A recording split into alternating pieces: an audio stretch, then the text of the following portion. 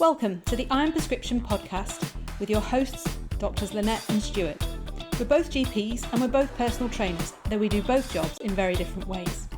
We chat about the best things you can do for your health and fitness, and along the way, help you to avoid wasting time on the things that really aren't. Thanks for listening.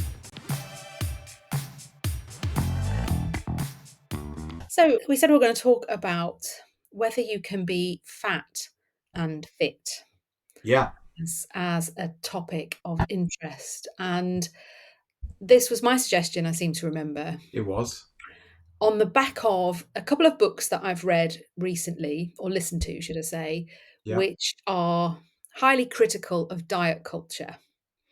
Yeah. And I'm not in any disagreement that diet culture is largely a bad thing. I think men probably escape the brunt of it, or did. I think things are changing, actually, and not to go off topic in the first minute of the podcast, but I do think that there's probably more pressure on men now to look a certain way and achieve a certain aesthetic. But historically, women have always been at the brunt of this. And one author was female, one was male. One's a doctor, the male one's a doctor, and the other one is a fashion journalist. But both of them make the point in the book, without going into any great detail, that people should not make assumptions about your health based on your weight.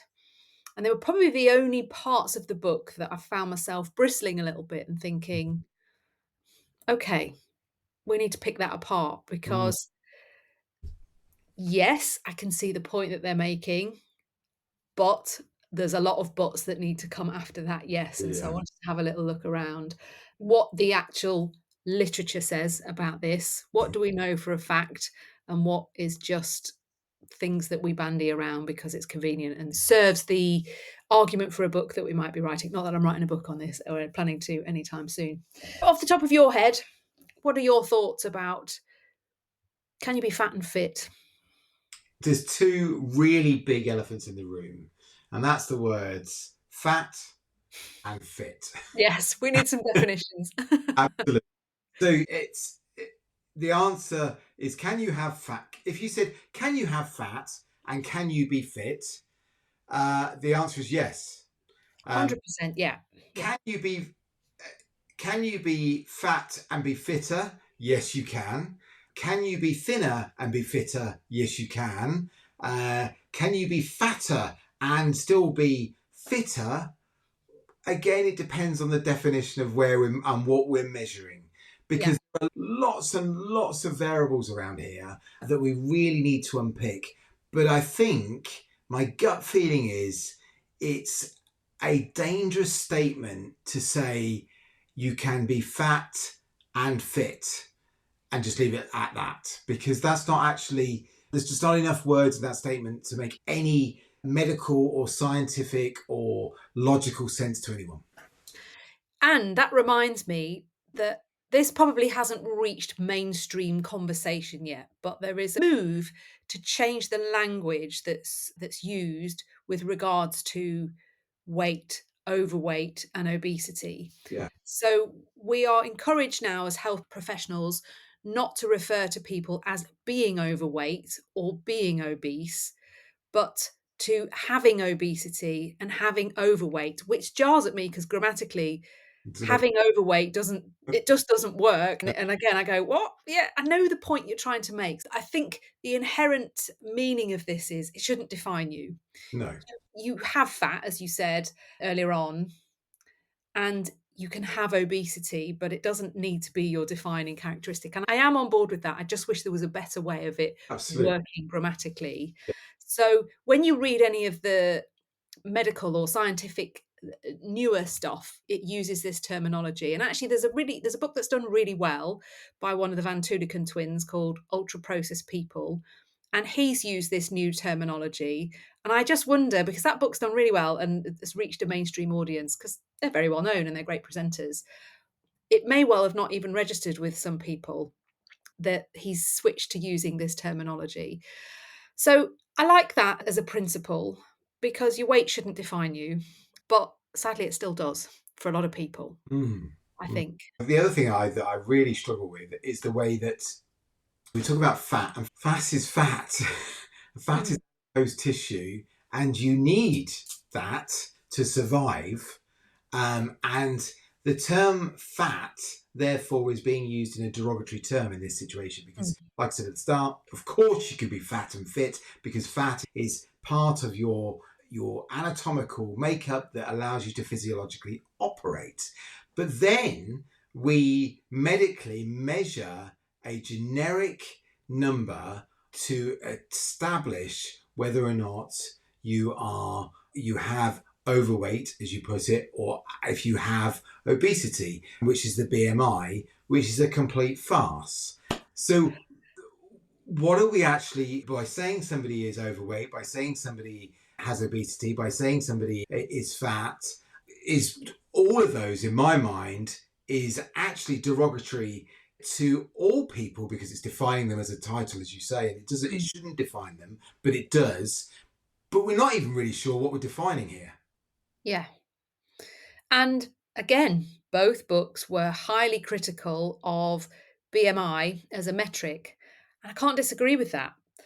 But I don't know for population studies what is a better alternative because, as I made the point to somebody the other day, if you've got a person in front of you in a clinic, there is not really any need to use BMI. But some people want to know. There are some patients who Yeah. find it very motivating for you to tell them your BMI now puts you into the obese category. And then some people, that's all they need, and they will take action based on that. Hmm. But I would usually only give them that information if they'd ask for it, because most people, it's fairly meaningless. The parameters aren't really fixed in someone's mind. We're now moving in on a one-to-one basis, aren't we, to using waist measurements Yep. and waist circumference as opposed to BMI, which I think is more helpful. And we can come on to where you're storing your fat and the effects of that in a bit.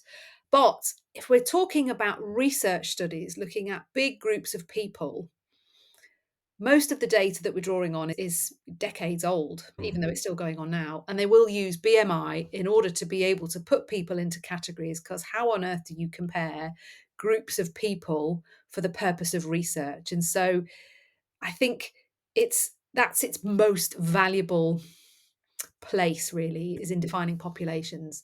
I don't know that we could do it any other way. So I think this is me personally, and I'm just one person, but I think we've got to get away from the measurement, and we've got to concentrate actually on function.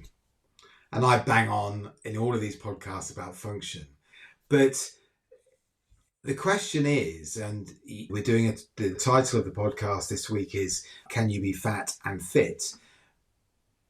But the question is, can you be large and function at the level that you want to, or does your size limit your function? And I think that's the fundamental question.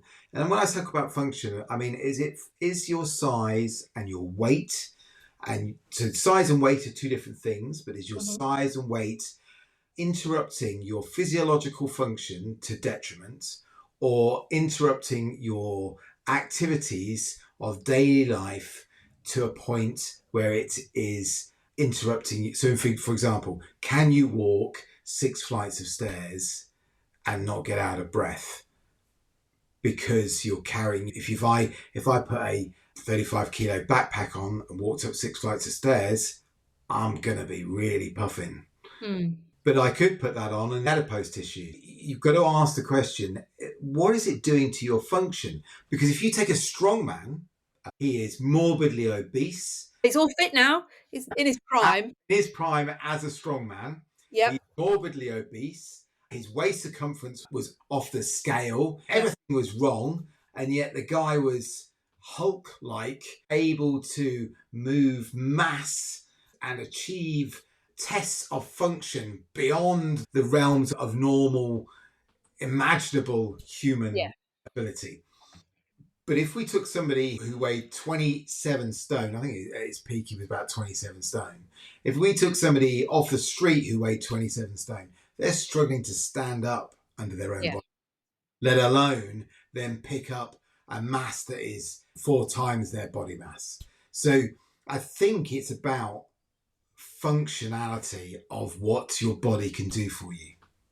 So we probably should then clarify how we're going to define being fit, because you've covered some of it there. Yeah.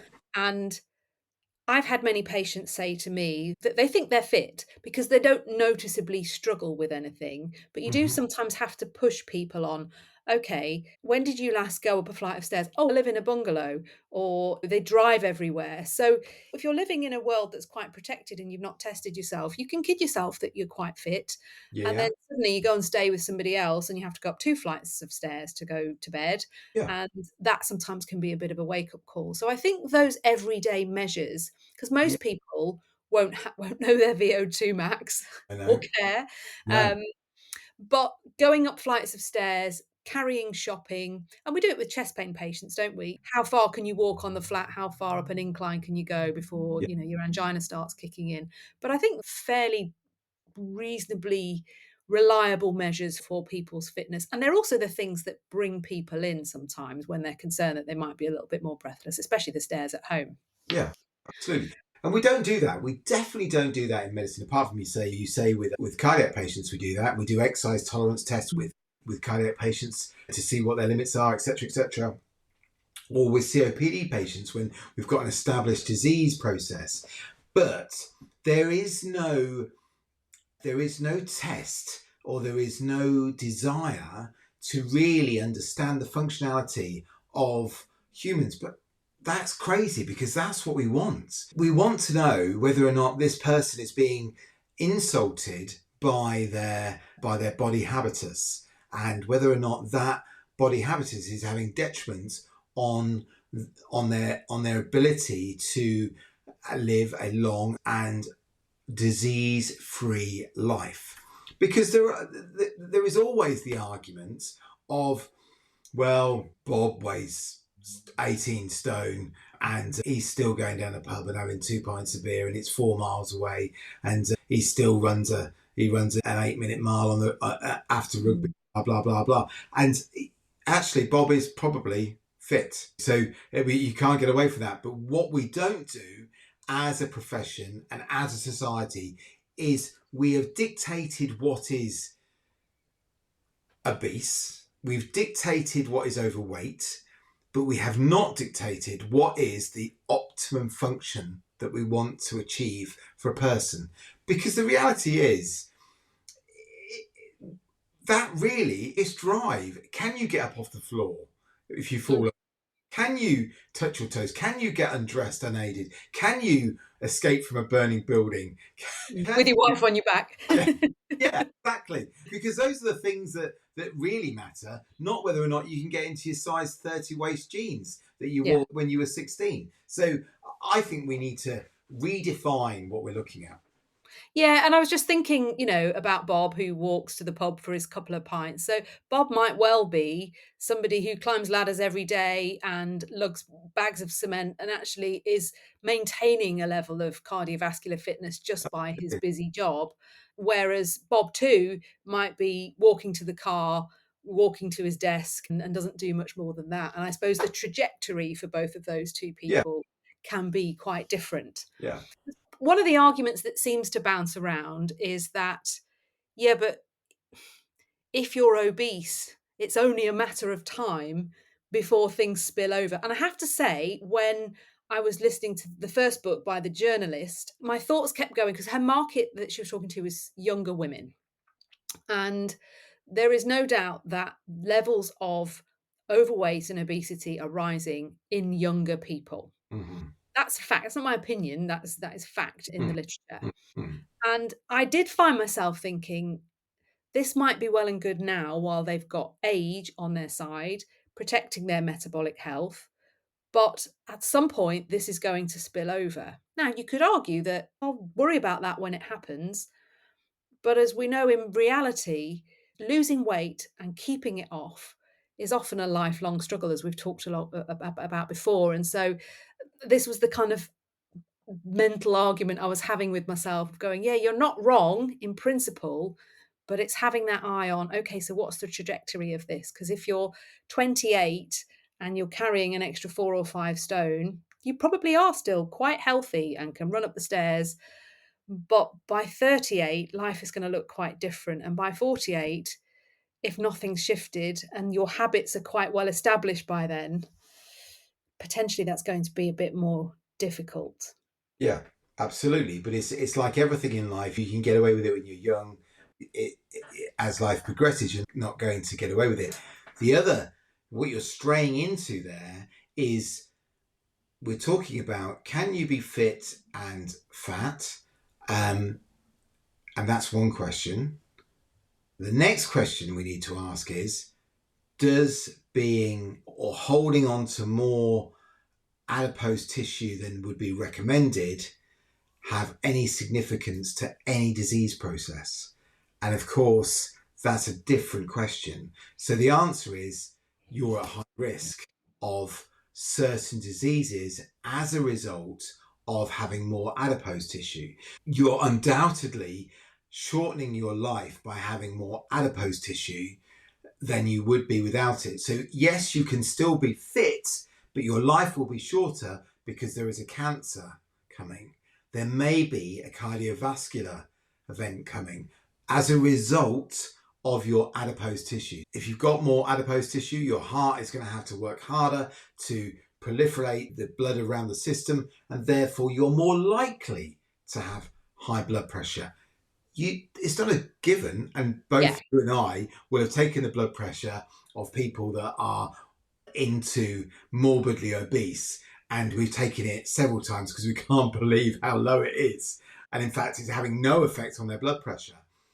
But we also know that as a whole, people who are carrying excess weight are more likely to have higher blood pressure. We also know that people who are carrying more weight, adipose tissue, not weight per se, but more adipose tissue, are more likely to have events such as breast cancer. They're more likely to have events such as bowel cancer. They're Yeah, more likely endometrial to have cancer, diabetes. endometrial. Yes, Mm. they're more likely to have diabetes because of what the pathophysiology, the physiology but underneath of what adipose tissue actually does to the body. So fitness and health are not, when it comes to this, are not completely related.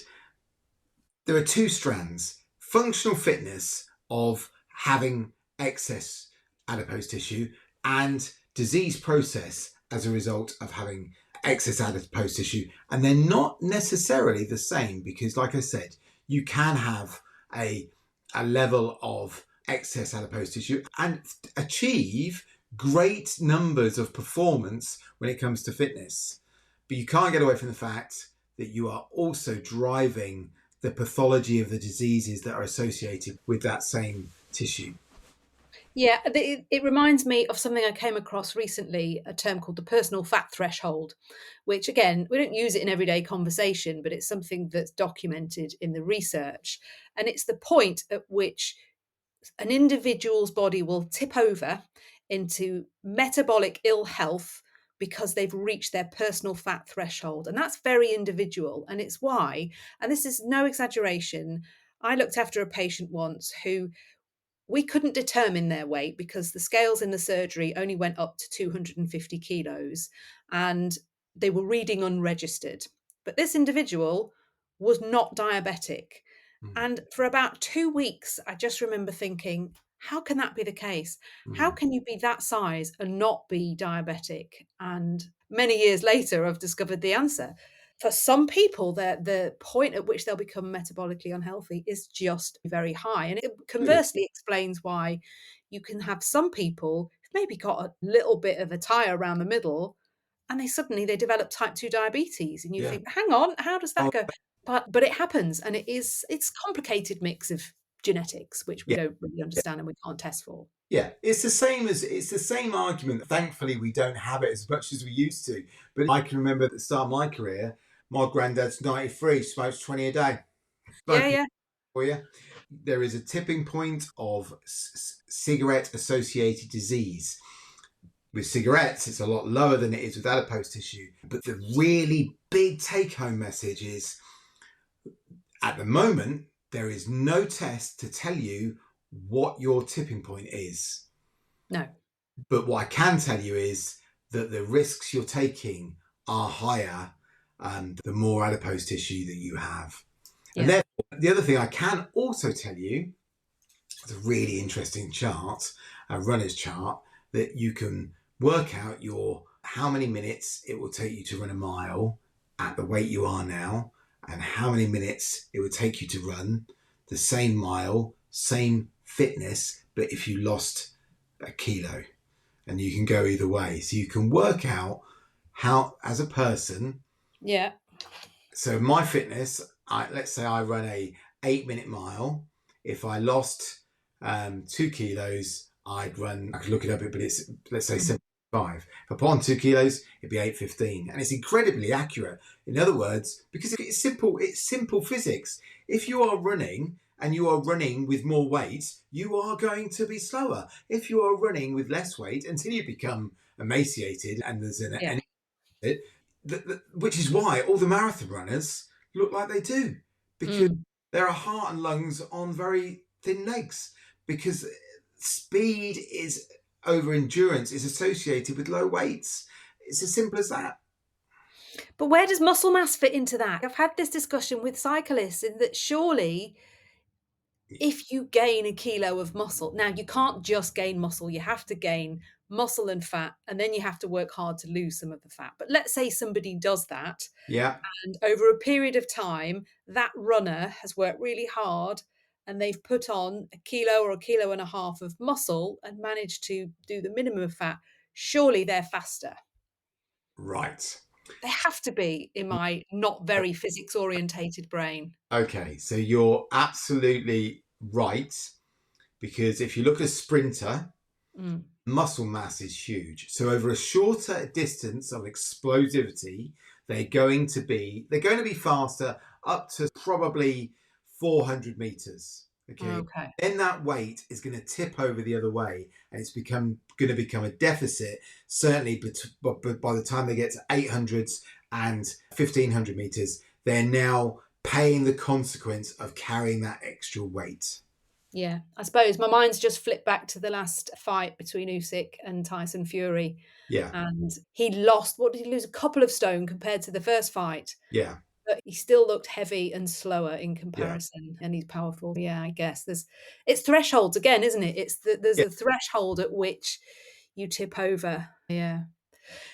Let's consider it the other way because the danger is that people assume then it must just be better to be leaner at all costs. But there's a threshold there as Yeah, well. yeah, yeah, definitely. So And I've got a guy at the moment that he's doing a first Ironman, and he is obsessed with that theory of I've got to be light to achieve my best time and to increase my training productivity. And what he's done is he's trying to train for an Ironman in calorie deficit, and what's happened? He's he's unwell. ill probably. He's ill. Yeah, because you cannot perform without the energy and without the fuel, and the fuel needs to be, like you said, to gain muscle mass. You need to put on weight, and that Mm, will be a mixture of muscle and fat.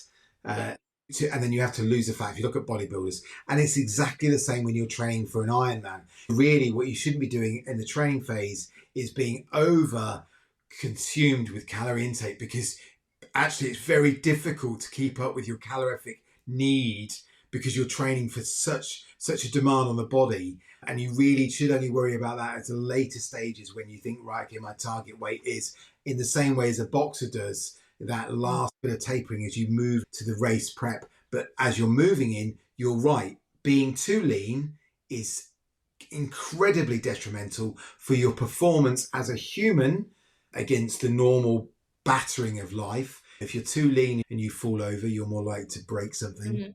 Get hit by a car, you're more likely to Crumble. crumble. You're more likely to struggle to fight infections. You're more likely to have things like disrupted sleep patterns. You're more likely, interestingly, to have mental health issues because your body is unhappy with the state that it's in. And when you talk to these people that are fitness models and they have that photo shoot, and the photo shoot is them one day in 6 months where they've achieved Yeah. that look of tissue thin paper and completely ribbed, and you say to them, "Are you happy?" God, no. They're Yeah. not happy because they're so unhappy having to achieve that leanness because it's not a nice place to be. Yeah, I've heard some actors say the same. I know Cillian Murphy obviously had to lose all of that weight for the Oppenheimer role where he's skeletal in some scenes. And he's talked in interviews about how miserable it was to just deprive yourself of that Yeah, much food. And I suppose Joaquin Phoenix as well in Joker. He's yeah, skeletal in that with his scapula sticking out in that yeah, memorable scene. yeah. But it's interesting. I looked at this actually earlier on because I used to hear quoted quite a lot. And I've quoted this myself, probably slightly out of context now when I looked at the details, that in all cause mortality, there are better health outcomes for people in the overweight BMI range than there are in the healthy BMI range. And my assumption from that, without looking at it in detail, was that those people that are slightly overweight have probably preserved more muscle mass Hmm. because it's more than likely they've got more than people who are perhaps in the healthy range. However, it's a bit questionable as well because apparently when you look at this big population study that looked at that, a lot of the smokers were factored in with the healthy weight. Yeah. And we know that smokers run generally in the underweight range. There is something inherent about cigarette smoking, isn't there? Doesn't it keep you about It's, 10% below your set point or something like it's that? an appetite suppressant and a metabolic stimulant. So, yeah, if you're going to lump smokers in and start looking at BMI at population level without pulling out the specifics, then I The, suppose you're going to get skewed data a little bit. Yeah, and the other issue is that as looking at it as a population, like I've just said, if neck or femur fractures have Mm, a significant mortality, and if you're falling over and not getting enough because your body is protecting you, then actually that skews that as well. So yeah, you're taking out the trauma of older age, and we know that people who are older actually do better. Be part of aging is losing weight, and yeah, that's pathological in its own existence. And if you've lost weight from being slightly in the overweight category back into a normal BMI, that's leads to detriment because yeah. that's not where you sat, then obviously that's going to skew the data as well. Yeah, yeah. If your set point was always somewhere in the kind of Yeah, overweight range and you're tipping yeah. down, there's a good chance that there's morbidity coming along with that, isn't there? Definitely. From a BMI perspective, the normal BMI it's up to 25, isn't it? Yeah, And then, okay, and then is it morbidly obese is over 35? Is that right? yeah, yeah. And now Yeah, we've got super morbidly obese. So on the software we use in general practice, you get a little cartoon that appears and the layers of fat go on as you put the weight in. And so, yeah, there is now a separate category. But to be honest, again, if you've got somebody like that in front of you, pulling that diagram up is completely pointless. But yeah. I've played about with it, which is why I know what it does. So I would say if you're overweight, so if you're 25 to 27.5, if you're stable at that, that doesn't really concern me, depending on what you look like as a person and what your muscle mass is. If you're moving from being of a normal BMI through being overweight, so if you're on a journey and you're getting heavier and it's not because you're laying down muscle, that's a warning. Yeah, Do yeah, something. To me, being slightly overweight to me is not a concern. It really is only a concern when you get to being obese, and because I just don't think it affects your functioning in the same way as being obese. But it's definitely, if you are moving in that transition, then it certainly is a yeah, you need to be doing something here. And then as you move into obese, morbidly obese, super obese, as you said, that that is incredibly detrimental to your function, and that's what you should be paying attention to, is the function of what it's doing to you, and then look at the underlying markers of what it could be doing to you physiologically. yeah. Which brings me on to the sneaky visceral fat. So people storing fat around their organs, and this again is something that we really should be better at measuring in people that we see. I know people will call into question the accuracy of the body composition scales that you can buy, but they're better than nothing. They are better than the crappy scales that never work that most GP surgeries have got, that are the old dial ones. And I think they give you something to work from because it can be sneaky. You can have somebody that, and I want to say, but you can correct me if you disagree, that this comes up more in the male patients that I see more than it does with female patients, where they perhaps come in about one health problem. We send them off to get some bloods, and you get these little early abnormalities in the liver function tests. So you follow the process through, they go off for an ultrasound scan, and lo and behold, the liver is really quite saturated with fat. Yeah. But outwardly, to look at them, you wouldn't necessarily have raised an eyebrow. And then you have to get into the conversation about where your body stores fat is going to affect what it does. And that is quite significant. That Mhm. really does need urgent attention. And it's sometimes quite difficult to stress to people how potentially unhealthy that can be, particularly if they don't feel fat. People tend to be much more motivated to change their appearance Yeah, of course they are. when the trousers don't fit or Yeah, somebody yeah. makes a comment at a wedding that they look a bit different. That can be incredibly motivating, but surprisingly difficult, even when you say to people, "Well, you've got some fat around your liver." "Oh, okay, fat around my liver." I don't think necessarily people can No, appreciate the consequences of that if you don't take action. indeed. And I mean, what we're talking about here is non-alcoholic fatty liver disease.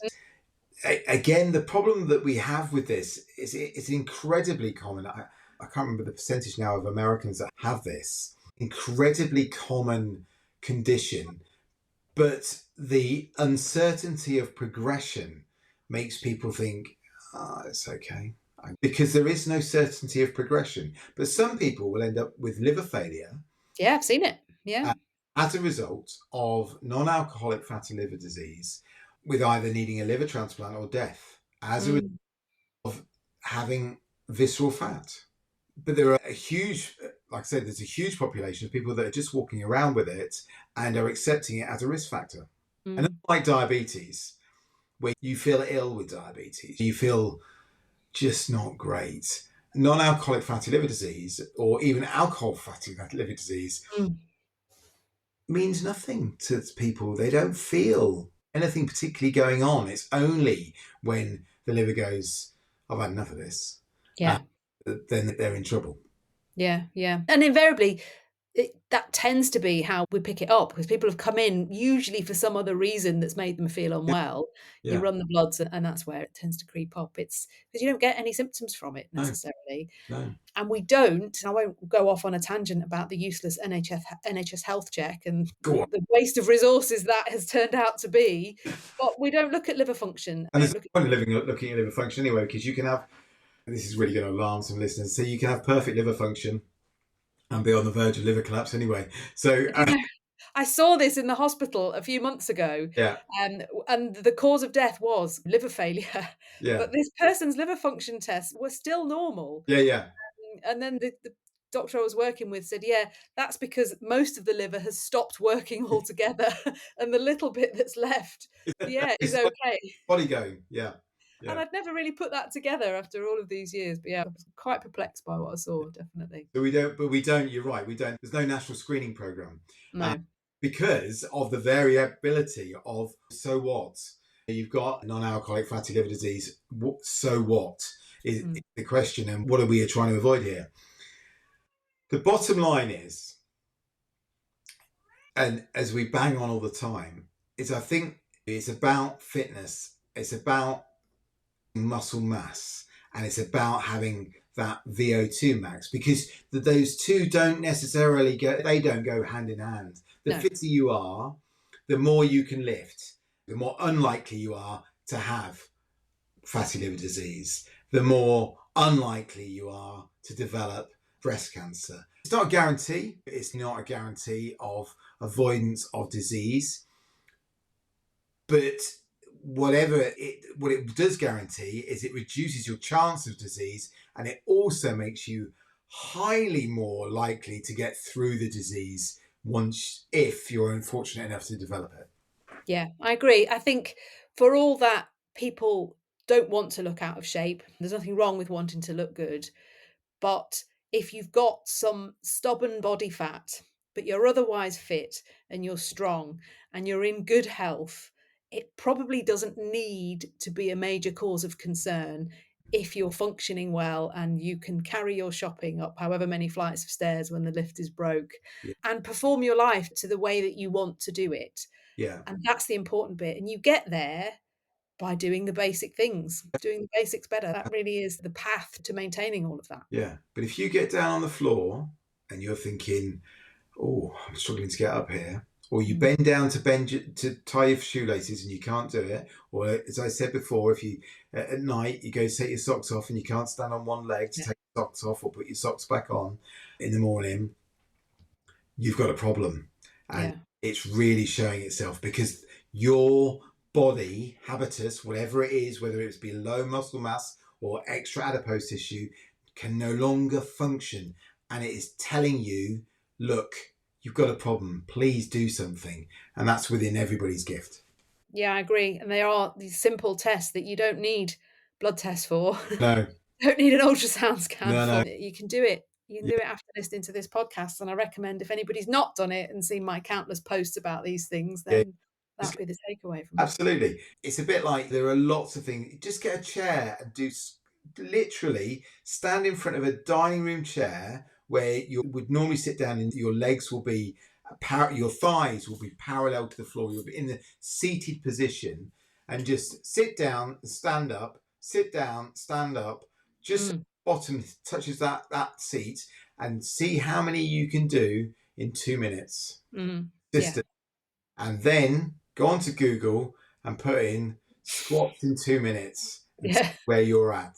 Okay. yeah, So just a simple test like that is far more indicative of what your body is doing than measuring your BMI, for example. yeah, yeah, I agree. Good stuff. Good. Just one Right. thing. Yeah, we had a brilliant comment on the podcast because I'm still doing my weight loss injections. Okay. What's this then? A month now? Or no, it'd be longer. Six. Must be a month. Anyway, I have lost weight. I don't seem to be losing any more weight. Maybe that's because I don't need to. I don't know. Maybe I'm at my. I don't know. I'm at my thing. I feel good. I don't know. I haven't really got many side effects, but I did lose weight in the first week or two, quite several pounds in the first week. And the person commented, no. They were very polite, but they commented, no, you haven't lost weight. You've lost water, mate. That's not fat. That's water. And I can totally understand that. I can go and have a sauna now and I could lose half a stone in the sauna. And you're right, that'd be water. But because of the way this drug works, you're losing fat because you are having to burn. It's not a diuretic. It's Right. working as a diuretic. It's working as increasing your metabolism. It's changing the way your body deals with glucose. It's changing the way that you consume calories or just not consuming calories. I have to say, it is affecting my training. It does make me feel sluggish in that I don't seem to have the bounce, but I'm wondering whether that's a dose because you keep going up on the doses. So I'm on now, so it's week 4. I'm on week 4 dose. Jaro, that's 7.5. And you go all the way to 15. And it's really interesting. At the beginning of each week, I feel a little bit sluggish. I get a little bit of nausea. I've had no diarrhea, which is the other common side effect. By this time of the week, so I take my dose on a Friday. By Thursday night, I'm well up a takeaway. I'm Oh, starving. I really? On Monday, I won't want food at all. By Yeah. Thursday night, it's obviously wearing off, and you go in this. That's how it's working for me, anyway. How are you approaching food? Because I eat quite repetitively and so would notice quite a significant difference, Yeah. but So do you just it's eat when really you're hungry? no hungry. So I'm hungry now. I'll eat tonight. Okay, Yeah. that's already eaten, and just had some chicken breast. But by Monday, I will have to say to myself, you need to eat something. Well, I literally have to say, you need to eat something, because otherwise I literally could go the whole day and eat nothing. Mm. And I feel bad about it, but I will feel sluggish. It's obviously, it's reducing, it's ghrelin. Is it ghrelin that begins with a G? I can't remember. Renin's the hunger hormone. Yes, so Yeah. it completely switches that off. So I don't see food and want it. I don't feel like I'm missing anything. I don't feel, certainly not getting any hypos. And I can go and I've got my mates that I train with, and they're like, "You've had no breakfast." I'm like, "No. Last time you ate." So it's Saturday morning, I do a HIIT class with a local. Mm. And first of all, they can't come to the HIIT class without eating before. I haven't eaten since Friday. I feel fine. I do the HIIT class. Then we go straight from the HIIT class to the coffee shop. I'll have a cup of tea. They're having bagels and salmon and everything. So they've eaten breakfast. They're having their coffee, and now they're like they want food. Give me food. Give me food. And I'm like, no, I'm all right. And don't feel You anything. don't feel sad? No, I would be a bit sad. I no. think I'd feel like I'd lost my best friend. Yeah, yeah. We need to talk about your relationship. I know. No, I don't feel sad about that. I feel sad about every time the bill comes for the drug. Yeah, but you're not buying bagels and coffee or cake in the coffee shop. True. But I keep thinking, I'm only doing this because of this podcast. Um, and and I don't get paid for the podcast. Google, YouTube, if you're listening, Manjaro, if you're listening. But yeah, so I have to say though, from a I've just counselled another patient through the taking the drug actually, and I did say to them, and I told them why I was taking it, told them what I was doing, and they're going on to it. But and they're worried about because they're like, am I going to be sad because I really like cake? Yeah. And I'm like, I don't think so. Each to their own. I don't know. I'll let you know how they're getting on. But Interestingly, I'm running a group at the moment with some ladies who are still undecided, and a couple of them said on the call last week they haven't started the injections, but they're fearful about starting them and and having to come off them because a couple of them don't want to be back into that position where you've lost a lot of weight. yeah, and then People are saying, "Oh, you look great, you look amazing," yeah, and then how the hell do you navigate off it? And then you've got to face people if it all comes back on yeah, again, and they'd rather just avoid that, which is yeah. valid. That's a Well, really yeah. valid concern. People say that to me as well, and I said, okay, so if we're on this and it's working, then you're committing for 2 years. That's what the drug companies say, and I Mm. think in 2 years, because it takes 6 weeks to make a habit, it's going to take 6 weeks to break a habit, and we've got an opportunity in 2 years to make a lot of habits, to change a lot of things, as well as just taking the injections.